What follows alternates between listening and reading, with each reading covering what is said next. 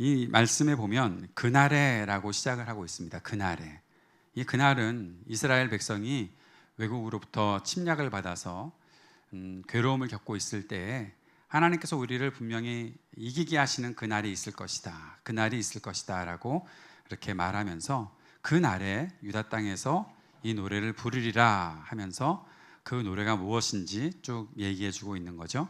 우리에게 견고한 성읍이 있다. 여호와께서 구원을 성벽과 외복 위로 삼으시리로다. 하나님께서 구원하시는 그 역사하심이 우리 속에 충분히 이렇게 나타날 수 있다라고 말하면서 2절에 보면 너희는 문들을 열고 신의를 지키는 의로운 나라가 들어오게 할지어다. 다시 말하면 이스라엘이 괴롭힘을 당하고 있는 이유 중에 하나가 신의를 지키지 않는 그러한 나라들, 그러한 대적들이 있기 때문이었다라고 말을 하고 있는 것입니다. 그러나 이제는 그 날이 오면 주님께서 그 문을 열어주셨을 때에 우리가 그 문을 열게 될 때에 그 의로운 나라들, 신의를 지키는 나라들, 서로의 신뢰관계가 있는 그 사람들을 분명히 불러서 들어오게 하게 된다라고 말하면서 3절에 주께서 심지가 견고한 자를 평강하고 평강하도록 지키시리니 이는 그가 주를 신뢰한다 라고 말하고 있습니다. 그 뜻이 분명한 사람들, 그 뜻이 견고한 사람들을 주님께서 지키실 것이다. 무엇으로? 평강으로 지키실 것이다. 그 마음에 평강을 주실 것이다. 평강이라는 것은 평화, 평안 그렇게 우리가 말할 수 있겠죠. 그것을 주셔서 그렇게 그 마음을 지켜주실 텐데 그렇기 때문에 우리가 마음속에 주님을 향한 신뢰를 더 굳게 견고하게 가질 수 있어야 한다라고 말하면서 4절에 너희는 여호와를 영원히 신뢰하라. 우리에게 요구하시는 하나님의 그 말씀은 주님을 신뢰하라는 것입니다. 주님을 신뢰한다는 건 무엇입니까? 주님을 내가 믿습니다. 그래서 내가 구원받았습니다. 내가 예수님을 믿었습니다. 그래서 나 천국에 갑니다. 그 정도를 가지고서 신뢰한다라고 말하는 것 같지는 않아요. 물론 그게 굉장히 중요한 말이지만 성경에서 하나님을 신뢰하라고 말하는 것은 모든 것을 주님께 맡기고 살아간다라는 것입니다. 내가 하나님께 내 모든 것을 맡긴다. 오늘도 내 삶에 위기가 있지만 그러나 내가 하나님을 신뢰하기 때문에 내게 주어진 일을 감당할 수 있다. 내가 어려운 길을 가야 하는데 내가 주님을 신뢰하기 때문에 그 길을 걸어간다 라고 말하는 그 신뢰가 있다는 거죠. 여러분 하나님을 믿으십니까? 그러면 여러분 다 아멘 하실 거죠. 그럼 오늘은 다시 질문을 바꾸어서 여러분 하나님을 신뢰하십니까? 별 다른 말이라고 그렇게 고민을 좀 하시나요? 하나님을 신뢰하냐는 거죠. 하나님께서 나와 함께 하신다는 그 사실을 신뢰하는가? 하나님이 나를 늘 돌보아 주신다는 사실을 신뢰하는가? 하나님이 나를 불러주셔서 오늘 이 자리에 있게 하셨다는 건 내가 신뢰하는가? 그 신뢰를 우리에게 묻고 있는 겁니다. 그리고 너희는 여호와를 영원히 신뢰하라. 주 여호와는 영원한 반석이시다. 하나님은 흔들리지 않은 반석이시다. 반석 위에 집을 짓는다는 것 여러분 마태복음에서 보았던 적 있으시죠? 어떤 사람이 반석 위에 집을 지었다고 말합니까? 주님의 말씀을 듣고 깨닫고 알았습니다가 아니라 그대로 살아가는 사람들에게 반석 위에 집을 세움 같아서 그 집이 풍파를 만나도 흔들리지 않는다. 우리의 집이, 우리의 믿음이 반석 위에 있어야 하는 아주 중요한 이유가 여기 있는 거죠. 우리가 오늘이라도 지금 이 시간 예배가 끝나고 이제 저녁 맞이하게 되겠고 내일부터 또 일상을 또 보내게 될 텐데 그 모든 시간들을 통해 우리가 안전하다, 우리가 굉장히 괜찮을 거다, 옛날보다 더 나아질 거다라는 그런 확신을 가질 수가 없는 게 사실 우리의 일상이잖아요. 내일 무슨 일이 일어날지 아무도 모르잖아요.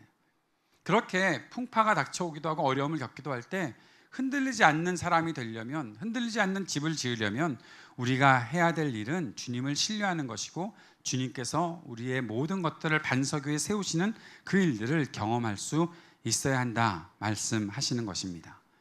주님을 신뢰해야 하는 분명한 이유가 있습니다. 그것은 5절에 보니까 높은 데에 거주하는 자를 낮추시며 소순성을 헐어 땅에 엎으시되 진토에 미치게 하셨도다. 다시 말하면 이 땅에서 아주 내가 강력한 힘을 가지고 있다라고 생각하고 하나님의 백성을 공격하고 그렇게 우리를 괴롭히던 그러한 자들, 의롭게 사는 사람들에게 자꾸 불의를 행하면서 그들을 괴롭히던 자들, 그러한 모든 자들을 하나님께서 다 허물어 내리실 것이다. 교만한 마음을 가지고 주님 앞에서 두려움 없이 그저 고개를 뻣뻣이 들고 있던 사람들 하나님께서 다 낮추실 것이다 라고 말씀하고 있는 거죠. 그리고 6절에는 발이 그것을 밟으리니 곧 빈궁한 자의 발과 곰핍한 자의 걸음이로다.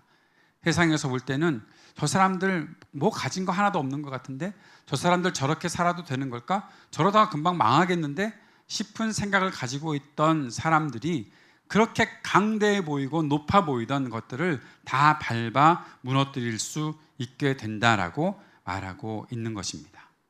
그런 주님이시기 때문에 우리가 주님을 신뢰할 수 있다는 것이죠. 내가 지금 약하고 하나님 내가 정말 가진 것이 없고 이렇게까지 약해질 수 있습니까? 이렇게까지 힘들 수 있습니까? 하는 그 순간에도 우리가 주님을 신뢰할 수 있는 것은 내 삶에 하나님께서 주시는 말씀을 통해서 의롭게 살려는 그렇게 살아가는 모습이 있다면 하나님께서 나를 분명히 승리하게 하실 것이고 이 땅의 모든 것들, 그 높아졌던 것들과 강한 모습들을 보였던 것들 하나님께서는 다 밟게 하실 것이다 라고 말씀해 주시기 때문에 그 약속을 이루시는 하나님이시기 때문에 우리가 하나님을 신뢰할 수 있다라고 말하고 있는 거죠. 7절은 그렇게 살아가는 의인의 길은 정직함이요 정직하신 주께서 의인의 첩경을 평탄하게 하시도다. 우리가 정직할 뿐만 아니라 정직하신 주께서 하나님과 우리는 진실로 통하는 거예요. 진심을 가지고 있기에 서로 통하는 거예요.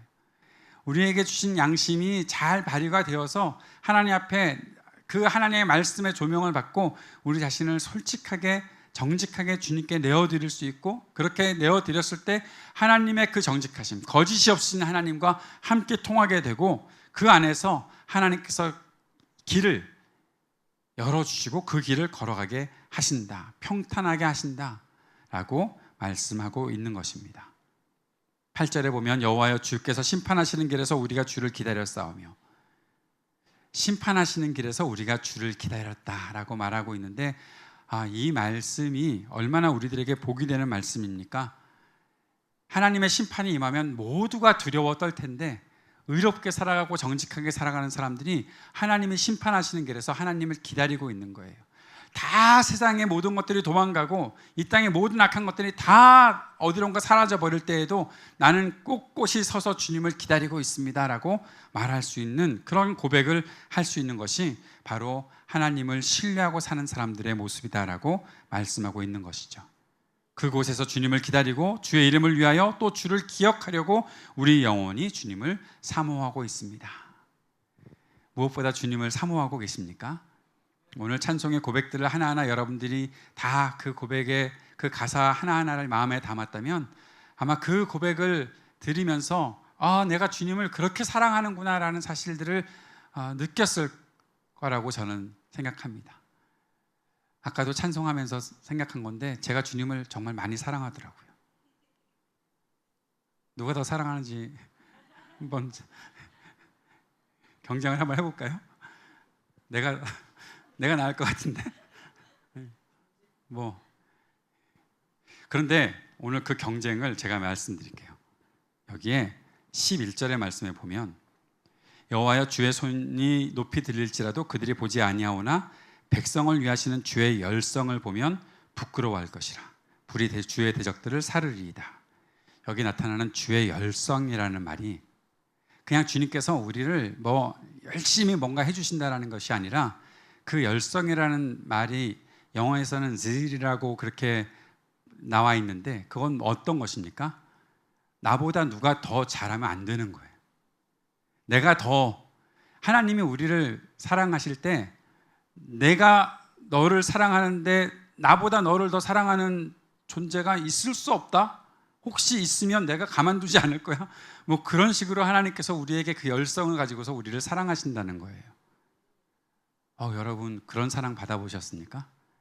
하나님이 누구보다 나를 더 사랑하시려고 막 주변을 살피시면서 아닌데 내가 더 사랑해야 되는데 너 뭐야? 너 어디서 나타났어? 그러면서 우리를 더 사랑하신다는 거죠. 욥기 우리가 공부했었잖아요. 욥기에서 하나님께서 욥을 보시면서 하셨던 그 천상회의를 하시면서 사탄에게 하셨던 말씀이 욥이 나를 경배하는 거 봤어? 라고 얘기하는 거잖아요. 근데 사탄이 뭐라고 그랬죠? 주님이 뭔가를 많이 해 주셨으니까 욥이 주님을 사랑하는 거지요. 아니야, 걔는 나를 까닭없이 사랑하는 거야. 나를 그렇게 경배하고 있는 거야. 내가 그의 욥한테 뭔가를 주고 그런 것들이, 그런 것 때문에 그 욥이 나를 사랑하는 게 아니야. 한번 해볼래? 까닭없이 공격하고 까닭없이 그를 다 무너지게 만들었는데, 그 모든 것이 없어도 주님을 배반하지 않냐고 주님을 온전히 경배하는 모습들을 보면서 까닭없는 고통을 당하는 욥이 까닭없이 주님을 사랑하고 있다는 것을 분명히 증명했던 것들이 있었잖아요. 주님은 그만큼 우리를 사랑하시는 그 사랑을 그 누구보다도 열성을 가지고서 우리를 사랑하시려고 한다는 거죠. 그 사실을 알게 되면 찬송을 부르는 그 속에 내가 주님을 사랑한다라는 그런 고백을 하면 뭐 더 이상 말이 나오지 않는 거예요. 오늘 예배는 그래서 사실 아까 찬양하면서 다 끝났어요. 그냥 오늘 이 말씀 시간은 좀 보너스 시간이에요. 사랑하는 여러분, 그 주님의 사랑을 여러분이 받고 있음을 다시 한번 확인하시고 오늘 그 사랑 때문에 여러분의 삶이 복된 삶으로 나아갈 수 있게 되기를 바랍니다. 저는 3가지 질문을 가지고 살았던 사람입니다. 하나님이 정말 나를 사랑하시는가? 하나님께서 주시는 평화가 과연 나에게 있는가? 또 하나는 하나님이 정말 나를 승리하게 하시는가? 그런 질문을 가지고 살았던 사람이었습니다. 그런 사람이었던 저를 여러분께 잠깐 오늘은 소개하려고 합니다. 궁금하시죠? 예, 고맙습니다. 그렇게 반응해 주셔서. 청년부에 오면 사람들이 다 오해하는 게 내가 정말 환영받고 있다고 저렇게 오해하는 것 같아요. 너무 반응이 좋아서. 사실은 그런 것 같지도 않은데 막 우선 반응이 좋아서 그래놓고 자기들도 생각하는 것 같아요. 우리가 정말로 환영을 했던 건가? 뭐 그렇게. 아무튼 그럼에도 불구하고 오늘 여러분이 그런 좋은 반응을 보여주셨으니 한번 저의 이야기를 여러분께 들려드리고자 합니다. 퀴즈. 이진영 목사는 모태신앙일까? 모태신앙이 아닐까? 예. 모태신앙이 아닙니다. 제가 태어났을 때 저희 부모님은 예수를 모르시던 분들이었습니다. 저는 4살, 5살 그때쯤부터 교회를 다녔던 것으로 생각이 나는데 외할머니 손에 이끌려서 교회에 갔습니다. 그 교회가 바로 저의 모교회였습니다. 저희 어머니가 외동딸이세요. 위에 오빠가 둘 있고 밑으로 남동생 둘이 있는데 그분들이 교회를 안 다니는데 다 교회를 안 다녔는데 갑자기 어느 날 외할아버지 외할머니께서 개종을 하시고 예수를 믿게 되시고 뭐 교회 개척도 막 하시고 막 그러시면서 제일 만만한 딸 내에서 그 손주를 딱 데리고 교회에 데리고 가신 거예요. 그때부터 저희 신앙생활이 시작이 되었습니다. 저희 아버지는 교회 다니지 않던 분이셨어요. 그래서 나중에 제가 주일학교 다니면서 아버지 교회 안 가면 지옥 간다 맨날 그러면 아버지가 예수 안 믿으면 지옥 간다고 하면 아버지가 그래 그 교회 나중에 나갈 텐데 남자는 1월 1일부터 해야 된다고. 그래서 1월 첫 주부터 나가겠다고. 그렇게 한 3년 정도 연기를 하시더니 어느 날은 저희 외삼촌이 바둑 상대를 안 해주셨나 봐요. 어쩔 수 없이 교회에 나가게 되는 그런 일이 생기게 되셨는데 재미있는 것은 그 주 아침 11시 예배에 나가시고 그날 저녁 예배 나가시고 그 주 수요 예배 나가시고 이렇게 교회 생활을 하시는 것이 성실하게 하셨던 것 같고 그 이후에 저희 가족들이 다 예수님을 믿게 되는 그러한 가족이 되었었습니다. 저는 주일학교 때 선생님들을 정말 좋은 주일학교 선생님들을 만났습니다. 그래서 제가 지금도 강조하는 것은 우리 청년들이 주일학교 선생님이 되었으면 좋겠다라는 생각을 많이 해요. 왜냐하면 주일학교에서 자라는 우리 아이들에게 정말 좋은 선생님이 있다는 것은 그 아이들에게 큰 복이거든요. 여러분이 뭐 수련회 때 은혜 받고 오시면 제발 주일학교 선생님이 되어 주셨으면 좋겠어요. 수련회 때 은혜 받고 다 찬양팀 한다고 그러지 말고 주일학교 선생님 좀 했으면 좋겠어요. 저를 예수 믿게 해주셨던 분들이 바로 그분들이셨거든요. 그분들이 지금은 다 선교사가 되시고 목사님이 되셨어요. 거의 다 그러신 것 같아요. 너무 또 무서워하지 마세요. 내가 주일학교 선생하다가 선교사가 되거나 목사가 되거나 그렇게 될까봐 안 되겠다 그렇게 생각하지는 않으셨으면 좋겠어요. 주일학교 때 그렇게 초등학교 시절에 예수님을 믿게 되었는데 중학교 2학년 때 그 사실을 확인하게 되는 그런 계기도 있었습니다. 그리고 나서 중학교 3학년 때 교회에서 수련을 했습니다. 어디 안 가고 교회가 돈이 없었나 봐요. 그래서 교회에서 수련을 하게 됐는데 제 인생에 아무 기억도 나지 않는 수련회는 그때밖에 없어요. 재미가 그렇게 없을 수가 없어요. 아니 뭘 하는 거지 싶은 생각이 들었어요. 단 한 가지 기억나는 거 있어요. 그 강사로 오셨던 목사님이 지금부터 너희들 결혼을 위해서 기도해야 돼. 중학교 3학년인데 저는 중등부 수련회인데 중등부 수련회 때 와가지고 결혼을 위해서 기도하라고 하면 그게 뭐지 싶은 생각이 들었던 거죠. 그래서 결혼을 위해서 기도하라고 하니까 그때 제가 기도를 하나 했는데 뭐라고 기도했나 하면 하나님 제가 27살 때 결혼할 수 있게 해주세요 라고 기도를 했어요.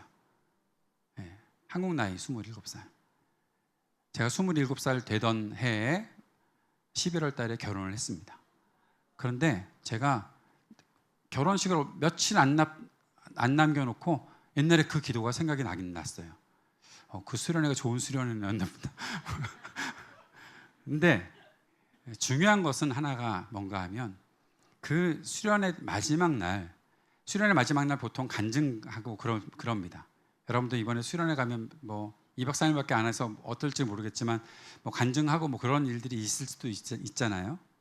근데 그 간증을 하는 날에 저랑 같이 이렇게 제가 가운데 서고 왼쪽에 2명, 오른쪽에 2명 남자 거의 친구들이 있었어요. 걔네들을 제가 잘 몰고 다녔어요. 저는 중등부 회장을 했었고 뭐 언제나 뭐 잘 살았던 친구니까. 그래서 마지막에 간증을 한다. 그래서 간증을 이제 하기로 하고서 순서를 쭉 짜는데 회장은 언제 해야 돼요? 마지막에 해야 되는 거잖아요. 피날레를 장식해야 되는 거잖아요. 근데 너무 이상한 일이 생겼는데 그 재미없는 수련회에서 간증을 하는 제 친구들이 한 명씩 나가서 간증을 하는데 오늘도 실명 거론을 할까? 혹시 그 친구들이 보게 되면 죄책감을 갖게끔 하려고. 네. 김윤배, 최득수, 정호석 뭐 등등 있습니다. 한 명은 지금 이름도 기억이 안 나네. 그 친구들이 앞에 나가서 간증을 하면서 선교사가 되겠다는 거예요. 목사가 되겠다는 거예요. 제가 뒤에서 앉아서 너네들한테 한국 교회의 미래를 맡길 수가 있겠냐? 그 생각을 한 거는 나중이었고 쟤네들 무슨 은혜를 받았기 때문에 저렇게 말을 하는 거지? 그런 생각이 제 속에 들어왔어요. 왜냐하면 요즘도 그러는지 모르겠지만 당시만 해도 수련회 때 가장 은혜 받은 사람의 2가지 특징이 있어요. 하나는 목이 쉬는 거예요. 그래서 목 쉬었으면 너 은혜 많이 받았구나. 여러분 이번 수련회 때 목 좀 쉬어 오시길 바랍니다. 찬양이 안 되려나? 하여튼 2번째가 뭔가 하면 간증하면서 목사나 선교사가 되겠다고 헌신했느냐 하는 거거든요. 저는 목도 안 쉬었어요. 왜냐하면 재미없는 수련회에 목이 쉴 리가 있겠어요? 2번째, 내가 목사 선교사가 되겠다는 생각을 한 번도 해본 적이 없는데 내가 지금 저 친구들을 저렇게 가만히 내버려둬야 되나 하는 그런 생각이 들어오는 거죠. 그래서 나도 뭔가 말을 해야 되겠는데 뭐를 말을 하지? 야, 나도 뭐 되고 싶다고 해야 되나? 중학교 3학년이니까 유치하잖아요. 지금 와서 뭐 여러분이 뭐 우리가 하나님 앞에 헌신하는 게 뭐가 되는 게 헌신하는 거냐? 뭐 그렇게 얘기하지만 옛날에는 다 그랬잖아요. 어렸을 때 뭐가 되는 것이 그래도 너 꿈이 뭐니? 그러면 뭐가 되겠습니다. 뭐 그런 거 하잖아요. 그 당시만 해도요, 제가 그 공부를 좀 괜찮게 했었어요. 그래서 사람들이 저보고 의사가 되라고 말을 많이 했고 의사가 되면 좋겠다라는 생각들도 좀 하고 있었어요. 그런데 물론 고등학교 가서 나중에 대학 들어갈 때 내가 문과였다는 거 사실을 알게 되면서 절망에 빠졌지만 아무래도 뭐 의사가 되는 것은 굉장히 좋은 일 같으니까 그런 생각을 갖고 있었는데 다 목사 선교사 되겠다고 하는 저 친구들을 보면서 나도 뭐 하나 해야 되는데 라는 생각이 들었고, 당시에 저희 아버지가 아들이 책 읽는 것을 좋아하게 만들려고 책을 막 사다 놓으셨어요. 여러분, 그런데 책을 막 사다 놓는다고 애가 책을 읽는 걸 좋아하지는 않습니다. 아빠가 책을 같이 읽어줘야 책을 읽는 걸 좋아하지, 책 사다 놓는다고 아이가 책을 읽는 애가 되는 건 아니죠.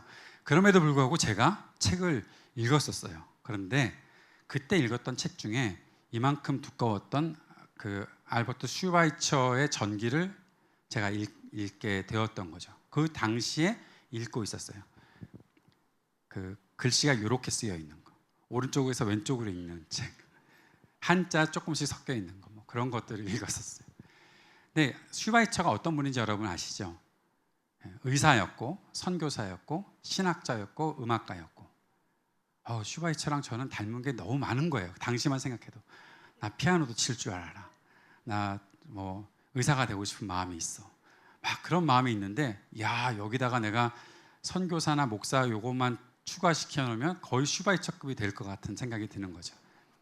그래서 앞에 나가서 그런 얘기를 했어요. 저는 의사가 되는 것이 저의 꿈이고 사람들을 고쳐주는 삶을 살아가고 싶은데, 이번 수련을 마치면서 사람들의 영혼도 고쳐주는 그런 사람이 되었으면 좋겠다는 생각이 들어서 의사가 되고 난 이후에 어느 순간 저도 신학 공부를 하고 목사가 되었으면 합니다.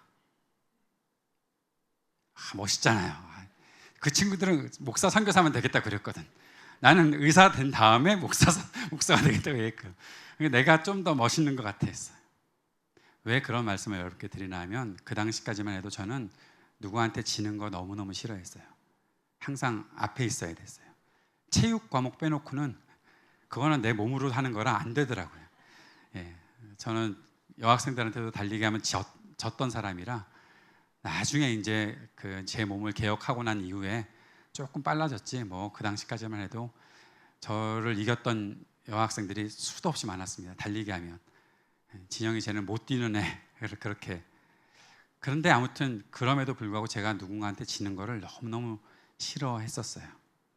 그랬기 때문에 아마 그런 얘기를 했던 것 같아요. 나도 쟤네들한테 이기고 싶으니까, 쟤네들보다 내가 더 잘났다는 걸 보여주고 싶으니까 나도 목사가 되겠다라고 이야기했던 것 같아요. 이진영이 목사가 되겠다고 하니까 교회가 난리가 났습니다. 이야, 정말 될 만한 놈이 된다고 그러는구나. 뭐 그런 생각을 하는지, 다음날 담임 목사님은 저를 부르셨고, 너 곧장 신학교 갈 생각하지 말고 일반 대학 먼저 가라.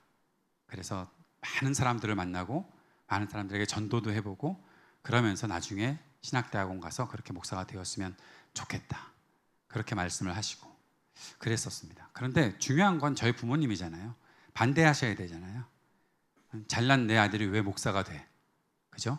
예수도 믿지 않다가 겨우 예수님을 믿게 된 분들이 반대를 해주셔야 저도 명분이 서지, 안 하면서도. 그런데 아버지, 어머니, 제가 오늘 교회에서 목사가 되기로 했어요. 그랬더니 가만히 저를 보시던 아버지께서, 그래, 좋은 목사가 되라.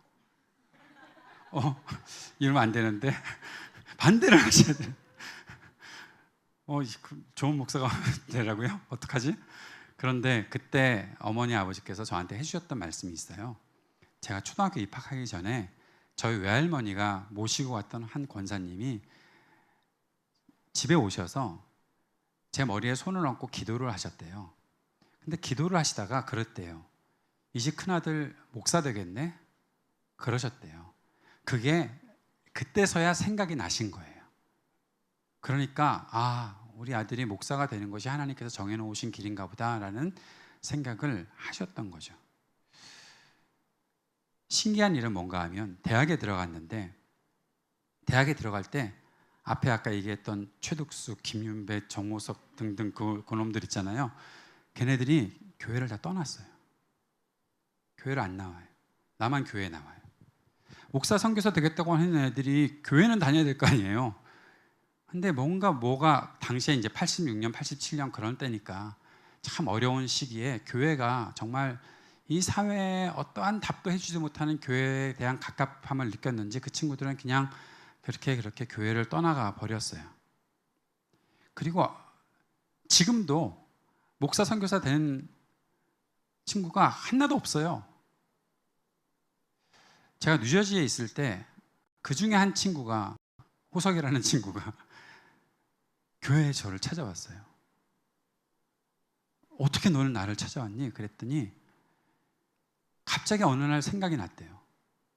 이진영 얘는 목사가 됐을까? 하고 구글에 검색으로 이진영 목사 쳤는데 자기가 살고 있는 뉴저지의 교회에서 목회를 하고 있는 제 모습을 발견한 거예요. 유튜브에 설교 영상이 올라오니까 그걸 보고서 진영이가 맞네. 그러고 찾아왔던 거죠. 와가지고 펑펑 울더라고요. 네가 목사가 됐구나. 나는 넌 왜 안 됐냐. 그러면서 이제 둘이서 막 울면서 싸웠던 그런. 근데 저는 참 이상했어요. 왜 하나님이 나한테 목사가 되겠다고 그렇게 얘기를 했는데 그걸 버리지 않고 끝까지 목사가 되게끔 하셨을까? 왜 나의 마음속에 그 마음이 버려지지 않는 걸까? 이제 좀 취소를 해도 될 만한 거 아닌가? 뭐 내가 정식으로 뭐 누구처럼 서원을 했겠어요? 부모님이 저를 위해서 서원기도 한 적도 없고 저도 뭐 그런 것도 아니고 이상하잖아요. 저 친구들이 목사와 선교사가 되겠다고 하는데 나도 뭐 돼야 되는 거 아닌가? 그런 생각을 가지고서 그 길에 딱 들어왔으면 에이 그런 거는 서원하는 거 아니지 이렇게 취소시킬 수도 있잖아요. 여러분 그런 서원을 한 애가 끝까지 목사가 되도록 여러분은 그렇게 지원하시겠어요? 저 같으면 아닐 것 같았거든요. 신대원 원서를 딱 쓰게 되는 시간까지 온 거예요. 이거 써야 되나? 그래서 그 원서를 쓰기 전에 강원도 태백에 있는 예수원에 갔었습니다. 당시에 살아계셨던 대천덕 신부님을 만나서 좀 이야기를 나눠보고 싶었어요. 근데 도착해서 점심때 같이 이렇게 말씀을 쭉 읽는 시간이 있었는데 그때 읽었던 본문이 이사야서 26장이었어요. 1절부터 쭉 읽어가는데 제가 3절을 읽게 되었어요. 주께서 심지가 견고한 자를 평강의 평강으로 더하시리니 이는 그가 주를 신뢰함이니이다. 이 말씀을 읽었는데 대천덕 신부님께서 이 말씀은 형제님께 주시는 주님의 말씀입니다. 이렇게 말씀을 해주시는 거예요. 뭐지? 왜 이런 말씀을 나에게 주셨지? 그런 생각을 하고 있을 때 당시에 예수원에서 수련 중이었던 제 후배가 이거는 선배한테 주는 말씀이 분명한 것 같다. 선배가 지금 고민하고 있는 것에 대해서 하나님께서 주시는 정답 같다. 해석은 충분히 됐었어요. 하나님께서 나의 뜻이 변함없이 한결같기를 원하시는구나. 그래야 내 마음속에 평강이 있을 수 있겠구나. 그러면서도 질문을 던질 수밖에 없었어요. 하나님 그렇다면 왜 그런 식으로 나를 부르셨어요? 나한테 뭔가 말씀을 쫙 보여주시거나 어느 날 성경을 읽다가 하나님이 팍팍팍 하이라이트 해주시는 그 말씀을 딱 보고 이 말씀을 붙잡고 내가 하나님께 헌신하는 사람이 되었습니다 라고 하거나 아니면 뭐 수련회 같은 때 저한테 뭐 불같은 뭔가가 나타나서 내 마음을 다 쏟아 넣으며 하나님 앞에 헌신하는 삶을 살겠습니다 라고 그렇게 좀 하면 좀 괜찮잖아요. 그런데 이거 너 어떻게 하다 목사가 됐어? 그러면 사람들한테 나 그 질투심 때문에 그랬었어. 남이 목사 되는 것만 보고 있을 수 없어서 나도 한번 해보겠다고 했다가 지금 걸려들었어. 뭐 그런 식으로 얘기하는 거 좀 그렇잖아요. 하나님 왜 그렇습니까? 왜 그렇게 하십니까? 예수원에 이렇게 그 삼각형으로 되어 있는 다락방 같은 곳이 있어요. 거기에 수시간 동안 엎드려서 주님 앞에 제발 그것에 답 좀 주십시오라고 기도를 했을 때 하나님께서 제 마음속에 주셨던 말씀이 있었어요. 어떤 것이었나 하면 진영아, 너 너무 잘났잖아. 너 남에게 지는 거 싫어하잖아. 만약에 내가 아주 멋진 상황을 만들어서 너를 불렀다면 너는 평생 너 잘날 맛에 살겠지. 그런데 한 가지만 생각해 보자. 내가 너를 어쨌든 불렀으면 됐지 내가 너를 어떻게 불러야 하는 것까지 네 마음대로 해줘야 되겠니?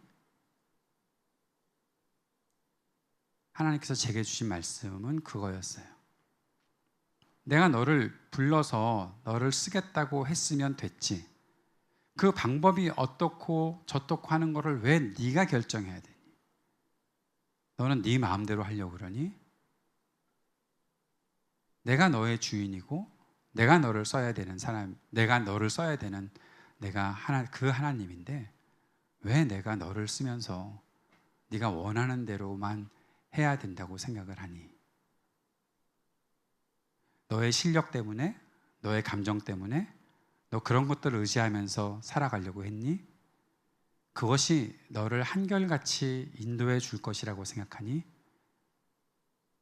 너의 마음은 이랬다 저랬다 할 수 있잖아. 너 아무리 성실한 사람이라고 해도 이런 마음이 찾아올 때도 있고 저런 마음이 찾아올 때도 있잖아. 그런데 그러한 너를 의지하고서 너의 삶을 나에게 주겠다고, 너의 삶을 나한테 그렇게 바치겠다고 그렇게 생각하고 있었니? 그것이 한결같은 마음이 될 거라고 생각을 했니? 하나님께서 저에게 질문하시는 것이 바로 그것이었어요.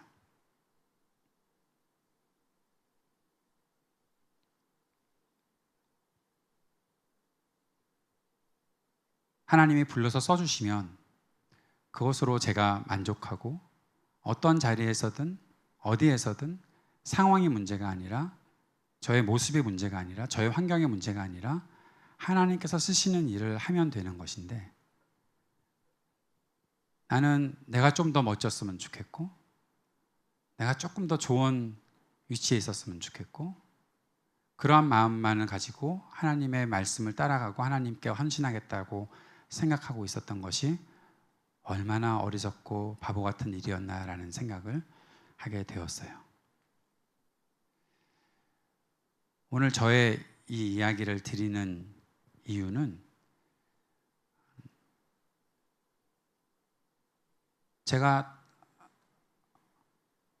왜 그런지 모르겠는데 아까 말씀드렸던 것처럼 자꾸 넘어지는 것 같고 자꾸 힘이 빠지는 것 같고 뭔가 마음속에 자꾸 버거움이 느껴지는 것 같을 때 하나님께서 다시 한번 이 이사야서의 말씀, 저의 인생을 하나님께 온전히 드리게 하셨던 그렇게 만들어 주셨던 그 말씀을 다시 보게 하시면서 너 나를 신뢰하고 너의 한결같은 마음을 유지할 수 있었으면 좋겠다라고 하나님께서 저에게 이 말씀을 다시 생각나게 하셨던 것 같아요. 저는 그래서 그런 질문을 다시 한번 던져보았어요. 한결같다는 것은 무엇일까? 한결같다는 것은 과연 무엇일까? 제가 저에게 디모데와 같은 영적 아들이라고 말을 할 수 있을 만한 몇 명의 친구들이 있는데 그 친구들과 같이 그 친구들을 양육하는 그런 과정 속에서 그런 질문을 던져보았어요. 나는 좋은 목사가 되었으면 좋겠다라는 생각을 가지고서 그렇게 하나님께 헌신하려고 한다. 그런데 목사이기 이전에 아니 목사가 혹시 아니더라도 내가 그리스도인으로 살아가는 것이 더 중요하다는 생각이 들어오는데 목사를 선택할래? 그리스도인을 선택할래? 말도 안 되는 질문 같지만 혹시 그 안에서 나에게 정말 어떤 선택해야 되는 그런 순간이 온다면 나는 무엇을 선택해야 될까? 어떠한 지위, 어떠한 직분, 어떠한 내 삶의 환경 그것들을 내가 선택해야 될까? 아니면 그것들 다 내려놓고서라도 좋은 그리스도인으로 살아가는 것을 선택해야 될까? 제 양육하던 친구들에게 그런 질문을 했을 때 그 친구들이 너무나 담대하게 저한테 그렇게 대답하는 거였어요. 당연히 그리스도인이 돼야지. 목사가 뭐가 중요해요? 라고 그렇게 이야기를 하더라고요. 철없는 것들. 목사가 얼마나 중요한데. 근데 그때 그들의 음성은 아직도 제 귀에 쟁쟁하게 들리고 있습니다. 한결같은 마음을 갖는 것. 한결같은 마음을 가지고 주님 앞에 헌신하고 살아가는 것. 사랑하는 여러분, 그것은 우리 자신의 어떠한 실력이나 우리가 할 수 있는 어떠한 힘으로 되는 것 아니라고 저는 분명히 생각하고 그렇게 또 믿고 있습니다. 그것이 이루어지려면, 그 한결같음이 이루어지려면 나 자신의 것들, 내 자신의 조건들, 환경들 생각하지 말고 하나님께서 부르신 그 자리에 내가 항상 있어야 하는 것이죠. 우리를 어디로 부르실지는 아무도 모릅니다. 오늘은 이 자리로 부르셨지만 내일은 또 어떤 자리로 우리를 부르실지 모르죠. 어떠한 환경에서 우리가 살아가게 할지 우리는 아직 잘 모르죠. 그러나 우리의 마음이 하나님을 신뢰하기 때문에 하나님 앞에 한결같은 마음을 가지고 살아간다면 우리에게 주시는 하나님의 큰 평강이 있을 것이라고 저는 믿습니다. 오늘 이 말씀들을 보면서 제가 여러분께 드리고 싶은 세 가지, 두 가지만 할까? 세 가지 합시다. 자, 첫 번째는 하나님은 분명히 우리를 승리하게 하실 것이다 라는 것입니다. 어떠한 환경에서도 그 일들을 돌파하게 하시는 것이 하나님의 승리입니다. 내가 누구를 이겼다가 승리가 아니라 내게 맡겨주신 일들을 내가 이루어 가고 있다라는 것이 승리입니다. 근데 그 길을 걸어간다는 것을 확신하기 위해서 우리들에게 필요한 것이 있습니다. 그것은 하나님께서 내게 주시는 평화가 있느냐 하는 것이죠. 저는 몇 번의 결단을 해야 됐던 때가 있습니다. 제가 미국으로 갈 때도 그랬고, 미국 LA에 살다가 뉴저지로 갈 때도 그랬고, 뉴저지에 살다가 아이오와로 갈 때도 그랬고, 전에도 한번 말씀드렸던 것 같은데 저는 정말 갈 바를 알지 못하고 나아갔던 때였습니다. 그냥 가고 있었습니다. 동쪽으로 가고 있었고 서쪽으로 가고 있었고 그리고 한국으로 나올 때도 마찬가지였습니다. 그런데 그 모든 과정에서 하나님께서 저에게 확신을 주셨던 그 방법은 무엇인가 하면 제 마음에 평화를 주시는 것이었어요. 그 평화는 어디로부터 오는 것인가 하면 하나님을 신뢰하는 것에서 오는 것이다. 저는 분명히 믿고 있고 저는 지금도 하나님을 신뢰하고 있기 때문에 하나님께서 제게 평안 주실 것을 믿고 있습니다. 그런데 또 한 가지가 있어요. 오늘 말씀을 우리가 좀 한 번 더 살펴보면서 마무리했으면 좋겠는데 12절 말씀에 여호와여 주께서 우리를 위하여 평강을 베푸시오리니 주께서 우리 모든 일도 우리를 위하여 이루심이니이다. 하나님을 사랑하는 마음을 갖고 하나님께 대해서 한결같은 마음을 갖고 있는 사람들에게 하나님께서는 그 평강을 베풀어 주시고 그 평강이 어디에서 오는 것인가 하면 앞에 있었던 말씀, 주님의 열성, 주님의 그 큰 사랑, 그 큰 사랑을 내가 확인하게 되는 것을 통해서 하나님의 이 놀라운 승리를 경험하게 된다는 거예요. 승리라고 하면 누군가를 이기고 뭔가 화려한 뭔가 깃발을 높이 쳐들고 우리가 이겼다라고 큰 소리치는 것이어야 하겠다라는 생각을 우리가 갖고 있는데 하나님의 우리들에게 주시는 그 승리는 하나님께서 정말 누구보다 나를 사랑하셨다라는 사실을 확인해 주는 것으로 어떤 때는 끝난다는 거예요. 주님 더 화려해지지 않았잖아요. 더 높아지지 않았잖아요. 더 커지지 않았잖아요. 더 뭔가 좀 자랑스러워지지 않았잖아요. 라고 우리가 말할지 모르지만 내가 너를 사랑하는 그 사랑이 그 누구의 사랑보다 큰 것을 오늘 이 시간에 모든 세상이 알게 할 것이다 라고 말씀하시면 그것으로 되는 것이죠. 그것이 하나님께서 우리에게 주시는 승리라고 저는 믿습니다. 사랑하는 여러분, 그 승리를 여러분도 누리시기를 바랍니다. 오늘 저의 이야기가 다 일반화되어서 누구에게나 다 적용되는 그런 이야기는 아닐지 모릅니다. 그러나 분명한 것은 그것입니다. 하나님을 신뢰하는 자들에게 하나님께서는 평강을 더하실 것이고 그 평강으로 인해 한결같은 마음으로 주님을 사랑하며 살아가게 될 것이다. 그런데 그렇게 사랑하는 사람들에게 하나님께서 보여주시는 승리가 무엇인가 하면 그 하나님께서 주시는 평강을 누리게 되는 것과 동시에 이 땅에 그 다른 어떠한 존재들보다 나를 더 깊이 사랑하시는 하나님의 그 사랑을 우리가 맛보고 살게 될 것이다 라는 것이죠. 오늘 그 사랑을 한번 받아보았으면 좋겠습니다. 그리고 그 사랑 안에 우리가 거할 수 있기를 바랍니다. 한결같으신 하나님의 사랑을 우리가 경험하기에 오늘도 우리가 한결같이 주님을 사랑할 수 있습니다라는 고백을 드릴 수 있는 것이죠.